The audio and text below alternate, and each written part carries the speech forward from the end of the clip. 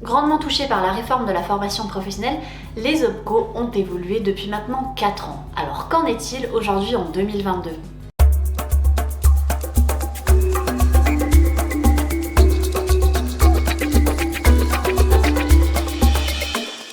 Bonjour à tous et bienvenue dans cette nouvelle vidéo. Nous allons donc parler des OPCO et de leur rôle donc en 2022.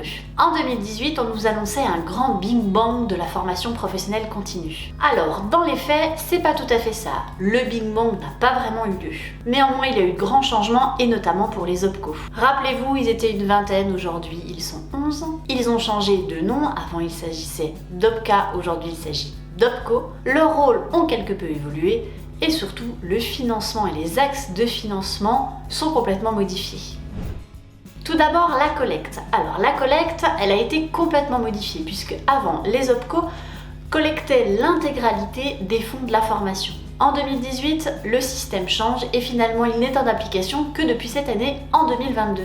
Aujourd'hui, il s'agit donc de l'URSSAF qui collecte la contribution légale de formation pour les moins de 10 comme pour les plus de 10, et la collecte s'effectue à travers la déclaration sociale nominative que vous effectuez tous les mois. L'URSSAF redistribue à France Compétences qui ensuite redistribuera à l'ensemble des opérateurs de la formation professionnelle continue. Toutefois, les OPCO continuent à être collecteurs, mais ils ne sont collecteurs aujourd'hui que d'un pourcentage donc de votre masse salariale qui est un pourcentage dédié donc au fonds conventionnel de la formation professionnelle. Ces fonds conventionnels déterminés par les branches permettent des orientations spécifiques ou stratégiques mises en place donc par les branches professionnelles. La seconde partie concernant le changement au niveau des OPCO concerne donc leur mission et notamment l'accompagnement des entreprises. Avant 2018, on évoquait l'accompagnement des entreprises pour l'intégralité des entreprises. Avec la réforme de la formation professionnelle, un axe spécifique pour les entreprises de moins de 50 s'est dessiné.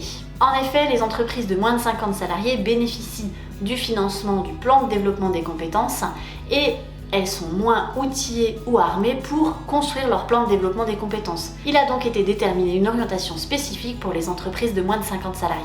Les OPCO sont donc là pour vous accompagner à construire un axe stratégique, des axes stratégiques pour le développement des compétences de votre organisation. Attention, cela ne veut pas dire que les OPCO n'accompagnent plus les entreprises de plus de 50 salariés.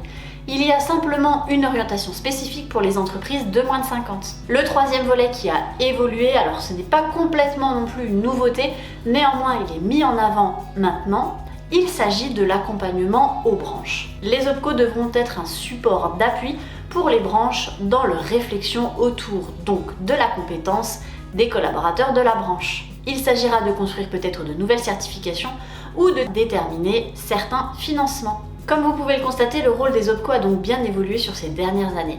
2022 a été un vrai marqueur de renouveau puisque les OPCO aujourd'hui ne sont plus collecteurs des fonds légaux de la formation, mais simplement des fonds conventionnels. Néanmoins, que vous soyez une entreprise de moins de 50 salariés ou de plus de 50 salariés, vous pouvez bien entendu solliciter votre OPCO pour être accompagné. Attention toutefois, de nouvelles réformes ou de nouveaux enjeux autour de la formation professionnelle semblent se dessiner. En fin d'année 2021, il y a eu une signature d'un accord entre partenaires sociaux et maintenant nous attendons de voir avec le nouvel gouvernement s'il y a de nouvelles modifications à venir. Petit aparté, si cette vidéo vous intéresse et que vous souhaitez en voir d'autres, n'hésitez pas à vous abonner à la chaîne et à mettre un petit pouce bleu.